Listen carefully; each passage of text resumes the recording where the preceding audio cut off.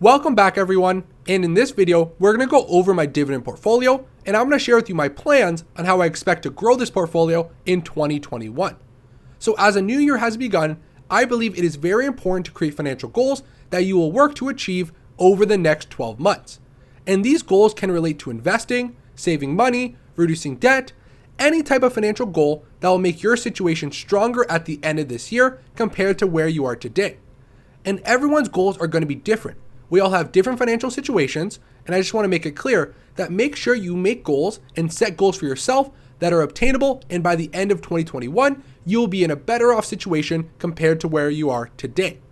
So in this video, we're going to go over all the stocks that I own, take a look at why I invest in these types of companies, and I'm going to break down my one huge goal I have for this portfolio for 2021.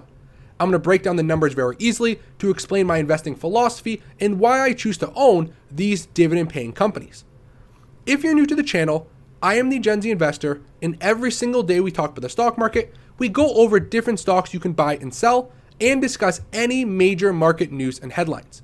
So please hit that like button and subscribe for daily videos about the stock market. And today we're going to focus on my dividend portfolio, share with you how I expect to grow it over this next year, and discuss some plans and why I own these types of companies in this portfolio.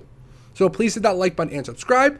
And we're going to start off by taking a look at how much passive dividend income this portfolio pays me each and every year. So right now, the value of my portfolio sits at over $79,000, and I made a very simple Excel spreadsheet to track this portfolio as well. So essentially what I've done here is list down all the different companies that I own, the amount of shares, the market value, and I also created this to track my dividend income. If we scroll over, you can see I have how much one share of each company pays out in dividend income per year. Multiply that by how many shares that I own, you can see the annual income I collect from each of my individual stocks. And at the bottom of this column, I have a total, and my portfolio as a whole pays me over $1,879 in dividends each and every year. So without me having to clock into work, without me showing up anywhere to earn this income, every single year, I will be paid over $1,879. And because I own dividend growth companies, that number actually goes up each and every year, each and every month actually, as different companies increase their dividend payment to investors. And if we take a look at my Simply Safe Dividends portfolio, you can see my value matches what I have on Yahoo Finance, except for the cash balance. So of course, right here, my portfolio of actual stocks sits at a value at $79,375. And if you add in the around $253 I have in cash sitting in this portfolio right now, you match this total of $79,628. So if we take a look at Simply Safe Dividends, it projects my annual income to be $1,892 per year.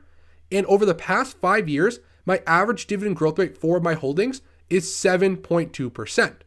So if I were to do nothing by the end of 2021, I expect my annual income to grow by 7.2% if nothing really crazy happens in the market, causing any of these companies to really stop paying or stop growing their dividends.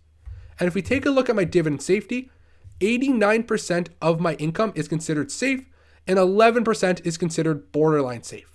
So I am comfortable with this weighting and even having 11% considered borderline safe, because if we take a look at the companies actually considered borderline safe, one of them is AbbVie, one of them is Bank of America, and I think for both of these companies right away, they do not deserve borderline safe ratings. The Fed has allowed financial institutions to do share buybacks once again in 2021, and I think Bank of America is in a very stable financial position that I'm not worried, and I do not believe the dividend is considered borderline safe anymore. AbbVie, another type of company, they've been performing very well, diversifying their revenue streams. I'm not really worried about this borderline safe ranking, and I think the dividend safety score can actually be higher than where it sits today. So overall, that's kind of really how safe my dividend income is. I'm a very conservative investor. I don't invest in anything that's super high yield. I don't chase high yields for the short term. I'm not concerned with anything that seems too good to be true. I like my long-term safe blue chip companies that'll provide me with growing income over the long term, and I can sleep good at night knowing that my dividend is very safe. So around 80 to 90% of my dividend income is likely safe, with a slight portion of it coming in at borderline. And my average portfolio yield sits at around 2.38% right now, And you can see I'm nicely diversified into various sectors of the market. So right now, this portfolio income sits at just below $1,900 per year. And my main goal for 2021 is to grow this annual passive income to $3,000. That's the number one goal I have set for this portfolio, is to grow my annual passive income to $3,000 per year, which would equate to $250 per month. And why I set this goal is because this is something that I can actually work towards. It's tangible, and it's something that I personally can make sure I obtain. One goal that people really make when they're starting off as young investors is they set goals for what they want the value of their portfolio to be by the end of the year. And I want to make sure you understand that that's not really a strong goal, because the stock market is unpredictable. Especially in 2021, we are still in a global pandemic, we have a new president, and I think it's going to be a very volatile year over the next 12 months. And it's almost impossible to predict the short-term movement of the market over a 6 to 12 month span. So if I came out and said, I want to have my portfolio hit $100,000 in 2021, that would really be not the best goal, because it's almost impossible for me to guarantee that feat, because I can do everything right. I can invest each and every month, I can buy solid companies, and even if the market just goes through a tough time, it could prevent me from hitting my goal. So you want to make sure you set something actually tangible that you can achieve regardless on how the market performs over 2021. So for me personally, I want to hit $3,000 per year in annual passive income. And I'm going to break down with you right now exactly how I plan to do that. So if we start off by taking a look of my goal of $3,000 per year, minusing out the current annual dividends I receive from my portfolio at $1,879. So if we minus out what I currently earn, I need to add $1,121 of additional dividends to hit this $3,000 goal by the end of 2021. So right now, this seems like a huge feat. I have to increase my dividend income by around 60+% in one single year, and that does look like it's almost impossible. But one thing I want to point out is that my current dividend income of $1,879 is actually going to grow this year and actually get me up and give me a boost automatically. And why I expect that to happen is because I invest in dividend growth companies. And like we saw from Simply Safe Dividends, my average portfolio dividend growth is 7.2% per year. So if we take a look at my current annual dividends at $1,879 and I multiply by 1.07, I'm going to do an estimated 7% dividend growth rate across the board for all my holdings. That would mean the current dividends that I have will grow to over $2,011 by the end of 2021. So regardless if I buy any more shares throughout this entire 12-month span, the current annual dividends that I have are expected to grow to over $2,011. Of course, this may not happen. My portfolio might grow their dividends by less than expected, but right now we're going to use an average 7% dividend growth rate, which is the average it's been over the past 5 years. So if the past 5 years repeats itself over the next 2021, we can expect around 7% dividend growth from my annual income. And now if we take my $3,000 goal for the year end of 2021, and we subtract out my current dividends plus the growth rate, which equals $2,011, and that just shows that this year I only need to add $989 of new dividend income to my portfolio. And how I plan to do that is by contributing a large sum of money to my portfolio each and every month and buying in to more blue chip dividend companies. By the end of this year, I may get my portfolio holdings up to 30 stocks and keep it at that 30 stock level for many years down the road. I currently have around 23 to 24 different stocks right now, so that just shows that by the end of this year, I may buy into 5 or 6 more companies. And to get this $989 of new dividend income, right here you can see that's what I need to add, and divide that by my expected contributions in 2021, which are expected to be $30,000. You can see I need to average around a 3.3% dividend yield on the new companies that I buy to hit this $989 mark. And right away, I'm going to talk about this $30,000 of contributions, which I understand is extremely high. For most people, a number like this may not be achievable, but for me, in my personal situation, I believe it is. Over the past few months, I have been contributing this amount of money anyways, and if you break down this $30,000 to a per month basis, it is $2,500. And of course, $2,500 per month invested is still a ton of money, but I, in my personal situation, will allow me to do that because I am solely focused on this portfolio for this year. So right now, I don't buy anything fancy. I don't wear any name brands. I don't go to any fancy restaurants. I do not drive a fancy car, and I'm solely focused on growing this portfolio. I am very young, and I still have a lot of time on my hands for the future. So I want to build up this portfolio as fast as possible when I'm young, so the compounding effect can really benefit me down the road. And very soon after we discuss this goal, I'm going to share with you my plans for the total portfolio growth over the long term. So right now you can see my goal of $30,000 of contributions broken down into $2,500 per month is actually coming from various different sources. So right now I work my normal 9 to 5, and I do contribute some of that paycheck to this portfolio each and every month as well. Plus I have a part-time job that I work afternoons and weekends at, and every single dollar I make from that part-time job does go directly into this portfolio. I spend nothing of my part-time job income. Plus, now that I'm monetized on YouTube, I do make a small amount. It's nothing too significant just yet, but that little bit of extra income that I come in with does go directly into this portfolio as well. I've been monetized on YouTube for about 4 to 5 months, and I have not taken a cent of that money for personal use.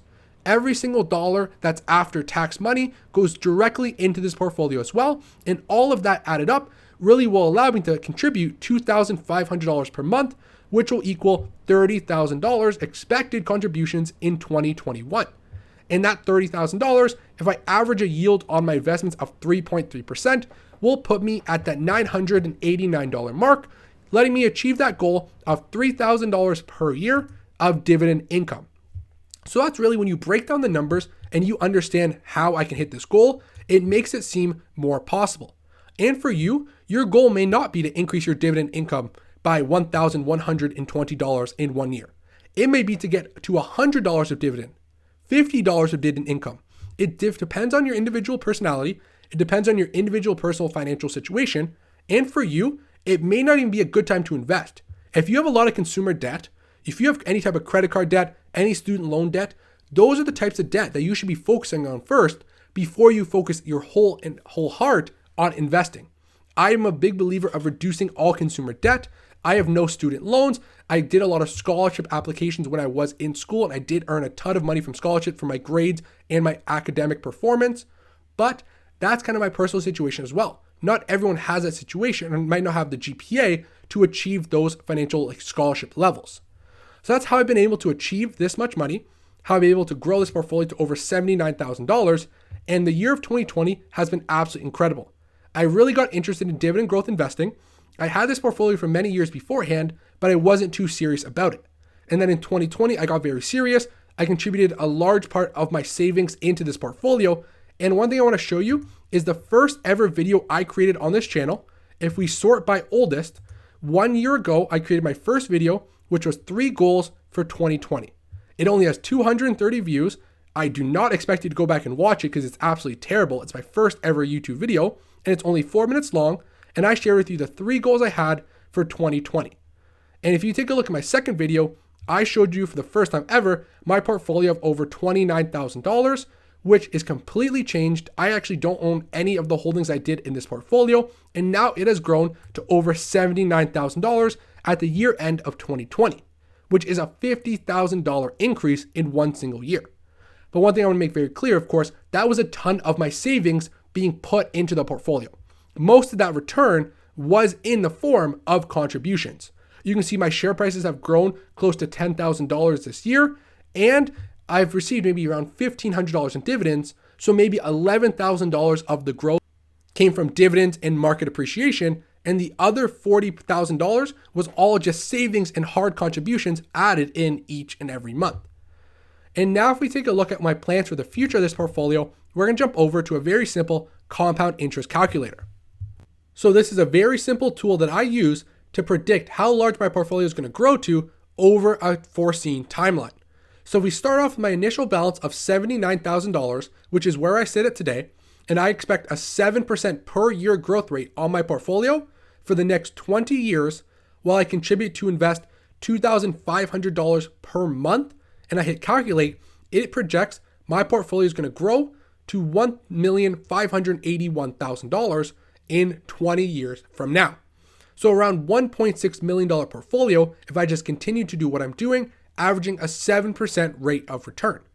And one thing I want to make very clear with this type of projection, it means that I'm keeping the same yearly deposits for each of the 20 years. And one thing I want to share with you is that almost isn't even possible. Not because I don't believe I'll be able to do this, but the fact that in 20 years, $30,000 is actually going to be worth a lot less at what $30,000 is today because of inflation.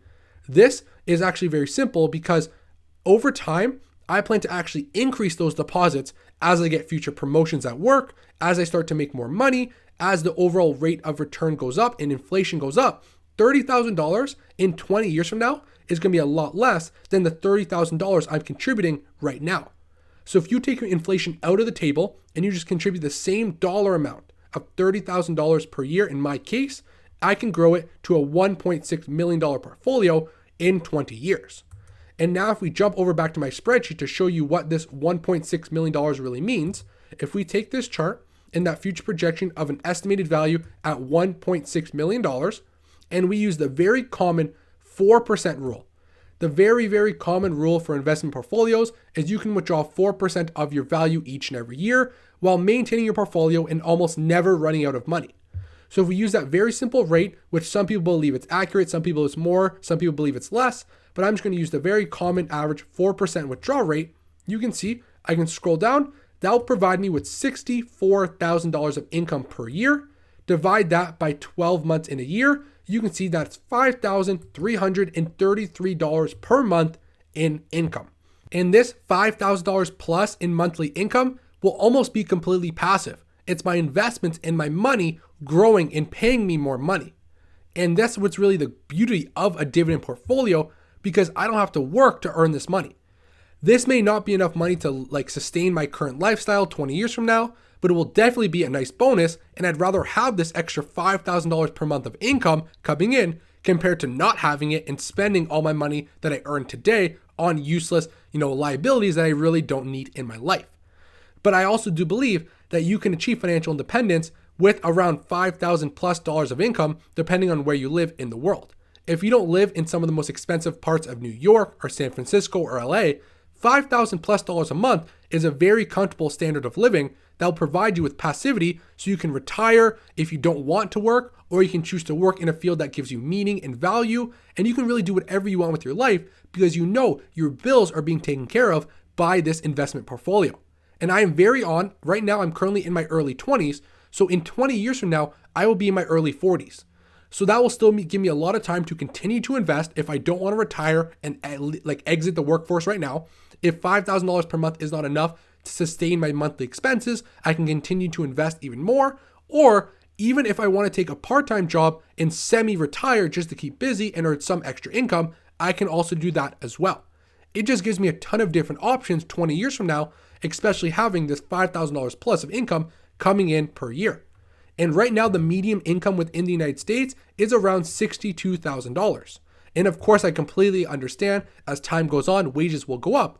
But if you actually take a look at the growth rate of wages in America, if you are not in the top 5% of earners, wages are almost flat or barely growing each and every year.